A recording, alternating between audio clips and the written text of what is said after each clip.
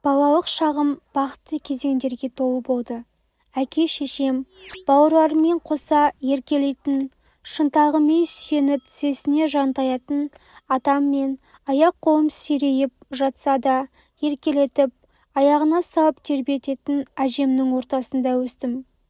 Мен былайша айтқанда, жалғыздықтың ауылынан алыс едім.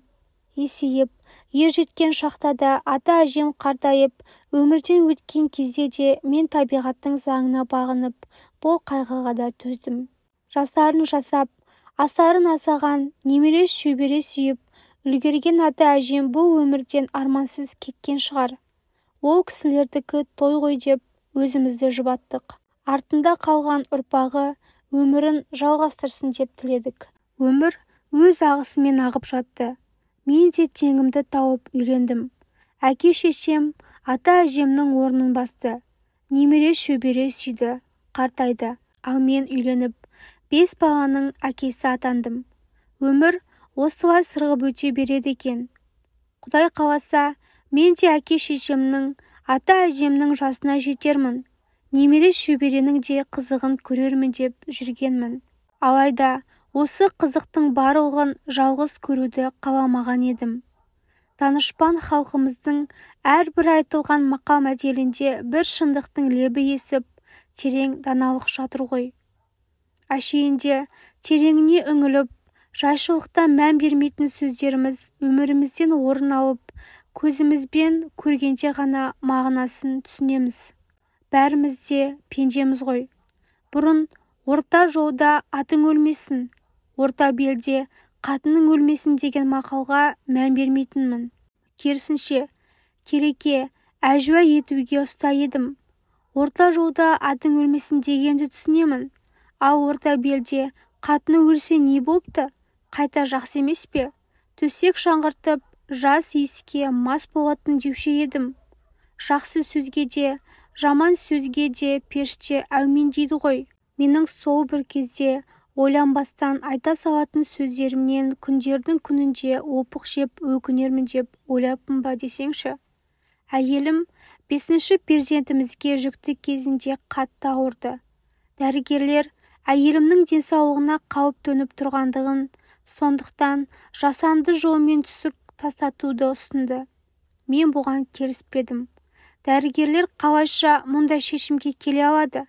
Бір адамның өмірін сақтап қалу үшін екінші бір адамның өміріне балта шабу дегенді түсінбеймін. Одан да дұрыс күтініп, аман-есен сәбиді өмірге әкелу жағын қарастырмай ма?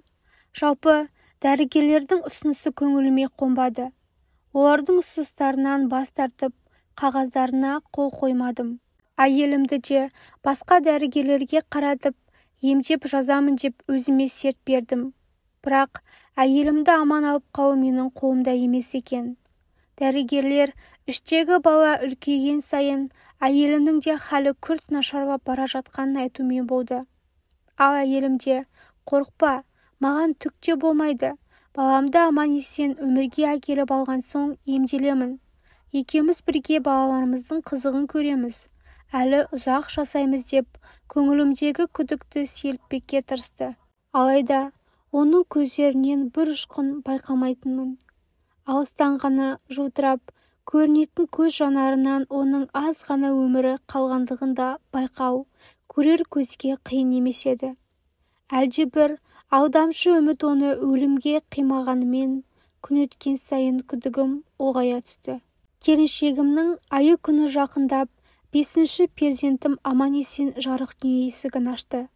Шекесі торсықтай, ұл бала өмірге келіп, қуанып жатқанымызда, әйелімнің жан сақтау бөліміне түскендігі туралы хабар келді. Арада көп уақыт өткен жоқ. Қайғылы хабарды да естідік. Өз құлағыма өзім сенгім келмесе де, бұл шындық еді. Не істеп жүргенімді білмеймін.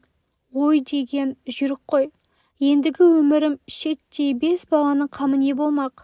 Есейіп қалған 4-еуі бірдеме етіп көндігер. Ал тумай жатып, анасынан айырылған қызылшақа нәрестемді мен қалай жетілдірем? Маңдайының соры қалың болған балапандарым-ай деп қатты күйзелдім. Әйелім мені 5 бірдей баламен тастап кеткенде бұрынғы әзілқойлығым далада қалды.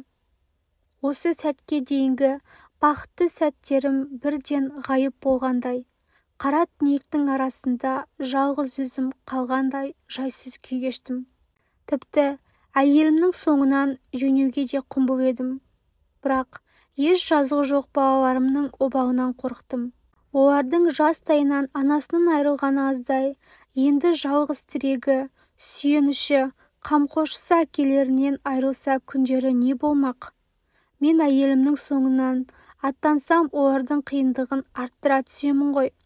Нағыз қайыршының күйін кешіп, бұл дүниенің азабын тартпай ма? Бір жағынан өз-өзіме қол жұмсап, Алланың маған берген өмір атты сыйынан қол үзіп, күнәһар атанудың азабынан, тозақ отына жанудың азабынан қорықтым. Міне, осылай ой үстінде жүріп, әйелімнің 40 күндігін де өткіздім. Кішкентайымды анам өз қамқорлығына алғанымен, қалған 4 балам олар да шулап жатқанда, әйелсіз күнімнің қараң екендігін жете түсіндім. Мен әйелімсіз ешкімде емес екенмін. Менің балаларға әке болып жүргенім де әйелімнің арқасы екен. Балаларымның мойныма асылып, еркелеп жүргені де әйелімнің берген тәрбиесінің өтеуі екен. Жұмысымнан шаршап келгенімді міндет қылып, тынығып алу үшін балалардың дыбысын шығармай, барлығымыздың жағдайымызды жасап, көңілімізді тауып жүрген әйелімнің қадірін тірісінде білмегенім үшін қатты өкіндім. Біз пендеміз ғой. Жанымызда жүрген сыйды бағалай алмаймыз. Қолымызда тұрған алтынның қадірін білмейміз. Ал ол жанымыздан ұзағанда, мәңгілікке алыстағанда сан соғып өкінгенімізден пайда жоқ. Мұндай жағдай жалғыз менің ғана басымнан өтіп жатқан жағдай емес шығар. Дегенмен, менің қалай қиналып, сол сәттен бастап жалғыздықтан жабырқап жүрмін дейтін жандардың жан айқайын түсіне бастағаным туралы айтқым келген еді. Рас, мен әлі де жалғыз емеспін. Жасы келіп, әбден қартайса да әке-шешем бар. Ұлым да, қызым да бар. Ағайын туыс менің қайғыма да, қуанышыма да ортақтасып, келіп-кетіп, ағылып жатады. Пәс түскен көңілімді сәлде болса көтеріп кетуге тырысып, жанашырлығын, көмектерін аямайды. Тіпті ақылдарын айтып, өмір мұнымен тоқтап қалған жоқ. Еркексің ғой, еңсеңді түсірмей, басыңды тік көтеріп жүр. Балаларыңа да қарайла. Саған білінбегенмен балаларға ана керек. Әрине, туған аналарын енді қайтсек те кері қайтара алмаймыз. Тек ана орнына ана боларлық жақсы әйел кезіксе, басыңды құра. Бір үйге бір әйел керек ақ. Әйелсіз үйдің шырағы да маздап жанбайды, оты да бықсып тұрады. Сондықтан айтқан кеңестерімізге құлақ ас деп, салиқалы ойларын айтса да, жүрегім оған селт етпейді. Мен әйелімді шексіз жақсы көрген екенмін. Оның орнында басқа бір әйелді көру мен үшін өте ауыр. Ал балаларымның жайы тіпті менікінен де қиын шығар. Жалғыздыққа ағайын туыс, әке-шеше, бала-шағаның болмауы себеп емес екен. Тіпті жанында әйелі бар жандар да жалғызсырайтынына көзім жетті. Егер олардың ортақ әңгімелері мен бір бағыттағы көзқарастары болмаса, мен де осындай күйдемін. Рухани жалғызбын. Жанымның жылуын кімнен іздерімді білмей, шарқ ұрып жүрген пенденің бірімін. Мен осы арқылы түсінгенім, біреудің өмірін талқыға салуға асықпағанымыз жөн. Алдымызда не күтіп тұрғанын білмейміз. Астамшылықпен әртүрлі сөздерді айтудан да абай болайық. Әйтеуір, басымнан бұлт арылып, балаларым есейген шақта да жалғыздықтың аралында мәңгілікке орнығып қалмасам болғаны.